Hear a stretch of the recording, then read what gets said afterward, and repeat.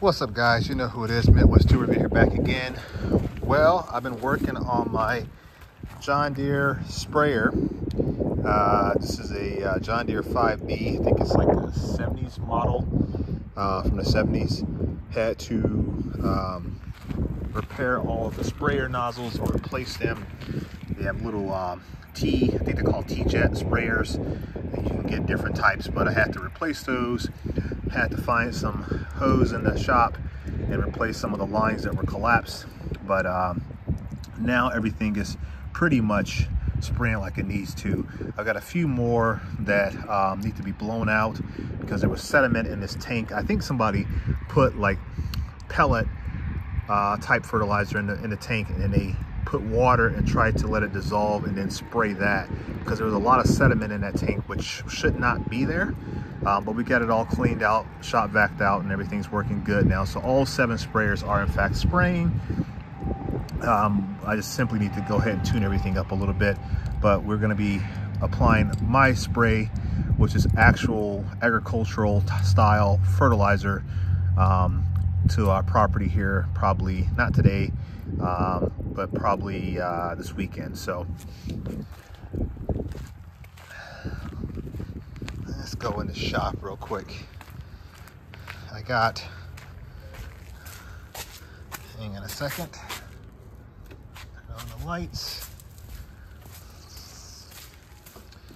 All right, so I got some new tools. I just want to do a quick video real quick to show you guys what I picked up. I got a set of Craftsman. These were like $5 as well. Picked up these Craftsman USA Professional rather, line wrenches. So got this. This set goes from 1/4 inch up to 3/4. And the reason why I had gotten those is because here recently I won another set. What did I do with them? You know what I did with them? Right here, I won this set here of these Craftsman Professional USA stubby wrenches, and these were also an SAE. And I've been using a lot of SAE here lately, more so than what I have in the past, because I've been working on several tractor projects. I've got a little bit of acreage now, and I've got a sufficient need for tractors. So with that being said, we purchased a few large tractors, and I've got some smaller ones.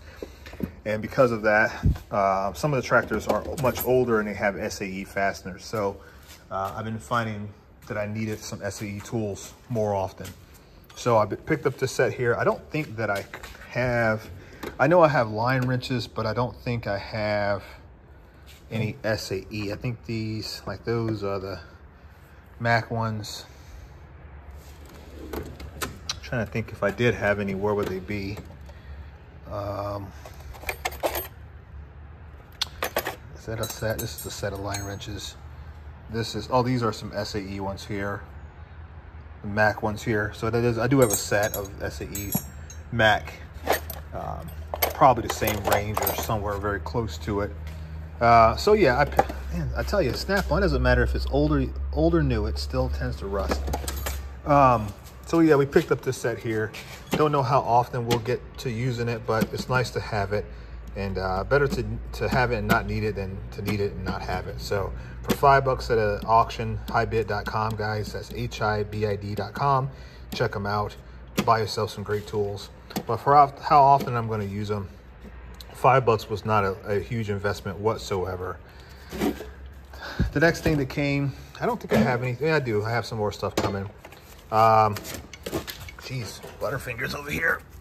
I got this older style vacuum and fuel pump gauge. This is another $5 buy. You know, I already have a few in this stack here, but this one here was a cheap thing, and I didn't like nobody was going to bid on it. So I think I bid like $2, and it went to like $3, and I bid $4 or something like that, and I eventually ended up paying $5 to get it, plus a couple bucks for shipping. But it came with all the different fittings and whatnot, and the barbs, I don't know why there was a power cord there. I don't know, or adapter or whatever. I don't know why that was in there, but it came with a bunch of different style fittings and barbs and stuff like that. So I'm trying to, the reason why I've been buying a lot of these older Diag tools is because they're cheap for one. Number two, they're high quality because they're Snap-on. And the Snap-on USA, that is. And then also starting out with things that are much more affordable and some of the more basic stuff. I know there's all types of newer model stuff that you can get, but starting out with some of the basic level things or tools allows you to understand the art of diagnostic work. So you can sit there and buy the new stuff and just sail right through it and have someone hold your hand. Essentially, with this older stuff, you've got to study it and understand how to truly use the tool and understand what the data is showing you or what the readings are showing you. So it's almost like, for an engineer, that's how we like to learn. So we want to understand all of it, not just a certain portion of it. So this is going to allow me to do that. So I've got a whole different array of different diagnostic tools, and I'm just kind of taking my time learning each one of them as we go along. Beyond that, I don't have anything else new. I think I have a leak down tester that's coming. So I got a leak down tester, and I have like a Mac ball peen and some other motorcycle tools that I bought obviously for my bike. But those things are just a couple quick little pickups. They're nothing crazy.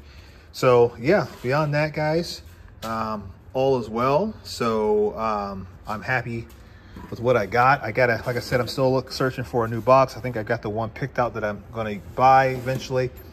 And then I'm going to go ahead and start working on figuring out what's going to stay in this box, what's going to move over to the auxiliary box. It is in fact an auxiliary box. Things like screwdrivers are probably not going to move over. This stuff is pretty much going to stay in here.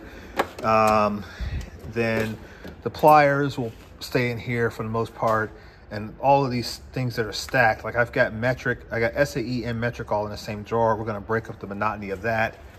And then same thing with these wrenches here. They're just stacked on top of each other. All that stuff will get moved over to the auxiliary box, especially down here. Oh my gosh, I've got all the Mac stuff. All this stuff is going to get, I've got so much moisture just building up in this box. The temperature's starting to change, so the weather is different. So, but we're going to get all of the wrenches out of here, move them over, get some of these other power tools broken up as well, because there's a lot of cool things in there that you guys probably don't even know I own. The ratchets will probably pretty much stay where they're at. This stuff will definitely stay where it's at. And then the batteries will stay where they're at. My Cornwell set will move over to the auxiliary box. My Cornwell extension set will definitely move over. A lot of this stuff that's hanging up on the walls here will obviously move over. Probably some of those screwdrivers, or all of those screwdrivers. The ratchets that are sitting up there getting dusty and dirty, they'll move over. The weir sets, those will move over as well. And then I think I'm actually going to redo this cart one more time. I think I'm going to leave all my Capri tool sockets, my Capri sockets on here. I've been repping these things pretty good, and like I said, I am sticking to the brands that work. I'm not going to be promoting like a bunch of different socket brands and kind of stuff like that. I'm going to look at what works best, and that's the brand that I'm going to kind of saddle up with and just go for it. And as you can see, I've been using these Capri sockets pretty hard. I use them every chance I get. I don't really even touch my Snap-on tools anymore. I just use the Capri stuff. I'm not doing anything to try to be gentle with them. I'm using them as I know anybody else would. I made a video about putting these on an impact gun, and most of you, 99% of people, didn't have a comment to say whatsoever about that, because it's pretty much standard that people put chrome sockets on an impact gun. That's just what people do. If you look at anybody, VHOR, you look at you know, South Main Auto, it doesn't matter what channel you look at, people do it. To argue that you shouldn't put chrome sockets on an impact gun is kind of mute. It's a mute point, because you're never going to convince anybody to do anything otherwise. We understand what can happen with a chrome socket versus a chrome moly or whatever socket. We understand that.